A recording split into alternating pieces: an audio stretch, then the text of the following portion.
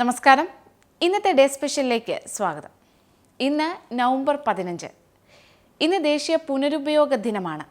ദേശീയ പുനരുപയോഗ ദിനം ആഘോഷിക്കപ്പെടുന്നത് പരിസ്ഥിതിയെ സംരക്ഷിക്കാനും വിഭവങ്ങളെ പുനരുപയോഗിച്ച് സംരക്ഷിക്കാനും ത്വരിതപ്പെടുത്താനുമായാണ്. ഒന്നും പാഴാകാതിരിക്കാൻ എല്ലാ വർഷവും നവംബർ 15-ന് ദേശീയ പുനരുപയോഗ ദിനം ആചരിച്ചു പോന്നു.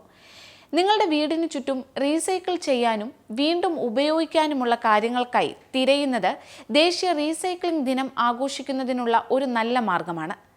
വാസ്തവത്തിൽ കണ്ടെത്താനായി ഒരു മനസ്സുണ്ടെങ്കിൽ നിങ്ങളുടെ വീട് ഒരുപക്ഷെ പുനരുപയോഗിക്കാവുന്നതോ പുനർനിർമ്മിക്കാവുന്നതോ ആയ വസ്തുക്കളുടെ ഒരു സ്വർണ്ണ ഖനിയാവാം. റീസൈക്ലിംഗ് എന്നത് വളരെ പഴയൊരു ആശയമാണ്. പ്രകൃതി വിഭവങ്ങൾ കുറവായിരുന്ന കാലഘട്ടത്തിൽ മാലിന്യ കൂമ്പാരങ്ങൾ കുറഞ്ഞ് ഗാർഹിക മാലിന്യങ്ങൾ കൂടുതലായി ഉള്ളതായി കാണിക്കുന്നതായാണ് പുരാവസ്തു പഠനങ്ങൾ കണ്ടെത്തിയത്.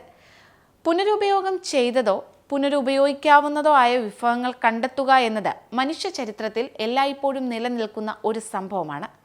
ആധുനിക ചരിത്രത്തിൽ യുദ്ധകാലം എല്ലായ്പ്പോഴും കെട്ടുറപ്പിൻ്റെയും പുനരുപയോഗത്തിൻ്റെയും ഒരു കാലഘട്ടമാണ്.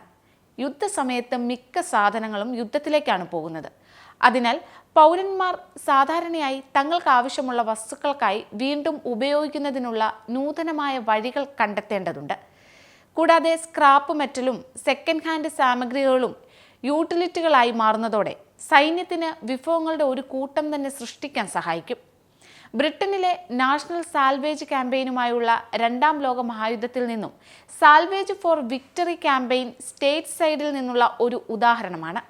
ദേശീയ റീസൈക്ലിംഗ് ദിനം ആളുകൾക്ക് ഇടപെടാനും ആ ദിനവുമായി ബന്ധപ്പെടാനും ടൺ കണക്കിന് അവസരങ്ങൾ വാഗ്ദാനം ചെയ്യുന്നുണ്ട്.